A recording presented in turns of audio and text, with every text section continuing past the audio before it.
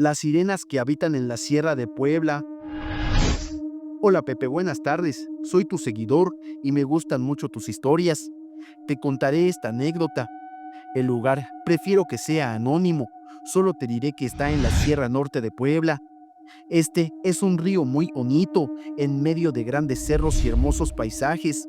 Sin duda, el lugar es muy atractivo y de hecho hay mucho turismo.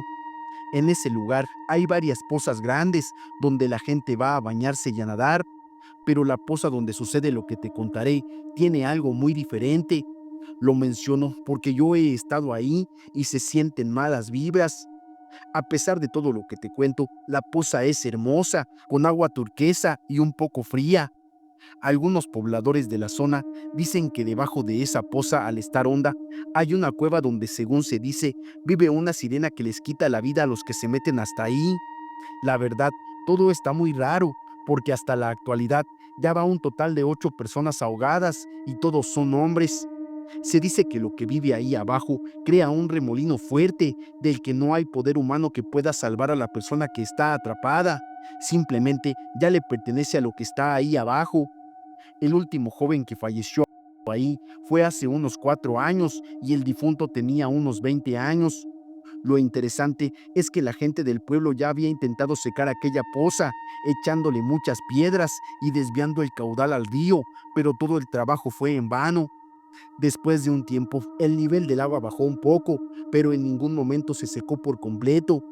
Luego, por alguna extraña razón, todo lo que habían hecho se vino abajo y nuevamente el río tomó su nivel. En la actualidad, hay muchas advertencias en esa poza. El gobierno puso anuncios de que es muy peligroso nadar ahí. Esta historia que te cuento es real. Por favor, prefiero mantenerme en el anonimato. Y sí, el lugar está en la Sierra Norte de Puebla. Una bruja a un bebé en Toluca. Hola, tengo varias historias para compartir, pero como esta tiene que ver un poco con mi familia, te agradecería que fuera anónimo. Esto ocurrió hace más de 20 años. Me casé joven con el padre de mi hija mayor y vivíamos en el centro de Toluca. Él había sido criado por las hermanas de su papá. Tenía también a sus padres, pero por alguna razón era más apegado a sus tías y tíos que a sus propios padres. Era el más grande de los nietos, así que las tías y los abuelos lo querían mucho. Eran muy cercanos, por lo tanto, en casa se hablaba con normalidad de lo que pasaba en la vida de sus tíos. Uno de sus tíos, de nombre Luis, se casó y se fue a vivir con su esposa a un barrio que se llama San Buenaventura. Ahí comenzaron su vida de recién casados. No pasó mucho tiempo antes que la esposa de Luis quedara embarazada. Ellos venían a la casa y la abuela de mi entonces esposo siempre daba sus recomendaciones para que su bebé estuviera bien, que podrían parecer anticuadas ahora. Ella decía que se pusieran un seguro en su ropa a la altura del ombligo, también que siempre portaran una prenda al revés y cosas así. La señora decía que en Toluca había muchas brujas y que se comían los cerebros de los niños no bautizados. Todo transcurría con normalidad. La esposa de Luis dio a luz a un niño sano y de buen peso, pero al cabo de unos días empezaron a notar que el bebé se movía de la cuna, como si alguien lo jalara para arrastrarlo. Cuando esto comenzó, la abuela de mi esposo, madre de Luis, le recomendó que lo bautizaran lo más pronto posible, que pusieran tijeras abiertas cerca de la cuna, espejos en los que se pudiera ver la persona al entrar a la casa, o sea, de frente a la puerta, regar semillas de mostaza en la azotea, entre otras cosas para ahuyentar a la bruja. La anciana decía que las lenguas de las brujas son como hilos delgados y que pueden estirarlas desde afuera de la casa para sustraer las de los infantes cuando estos están dormidos. Luis y su esposa no tomaron mucho en cuenta las advertencias de la anciana en ese momento. Al cabo de un par de meses, una mañana al despertar, se encontraron con la desgracia de que su bebé estaba muerto.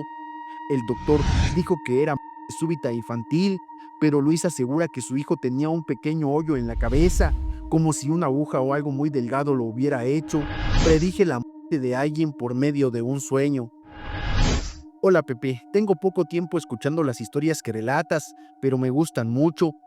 Siempre me han enganchado y me gustaría contarte cómo fue que soñé la muerte de la abuelita de mi esposo. Ella había sido y estaba internada porque necesitaba una cirugía en la rodilla. Mi suegra estaba con ella cuidándola en el hospital.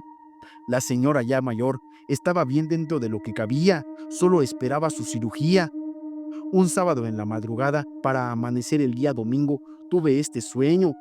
En el sueño yo iba en una carretera con más personas y de pronto vi muchos autos parados, pues al parecer había un accidente. Me acerqué y vi a una señora mayor en posición de feto. Acababa de fallecer por el accidente. En el sueño podía escuchar que una mujer gritaba: ¡Mi mamá! ¡Mi mamá! Me asusté pensando que era mi mamá. Desperté llorando y sobresaltada. Le conté a mi esposa el sueño. Él me abrazó y me dijo que no me preocupara, que había sido solo un sueño, que llamara a mi madre. Lo hice y me tranquilicé. Así transcurrió el día con normalidad, pero yo no podía sacarme eso de la cabeza. Ya eran las 11 de la noche del día domingo, cuando mi esposo recibió una llamada de su madre, avisándole que su abuelita acababa de fallecer. Llegamos al hospital y mi suegra gritaba desconsolada: ¡Mi mamá, mi mamá! Eran los mismos gritos que había escuchado en mis sueños. En ese momento comprendí que la señora de mi sueño era su abuelita y que la que gritaba era mi suegra. Mi esposo y yo nos miramos y recordamos lo que había dicho por la mañana y yo me quedé en shock.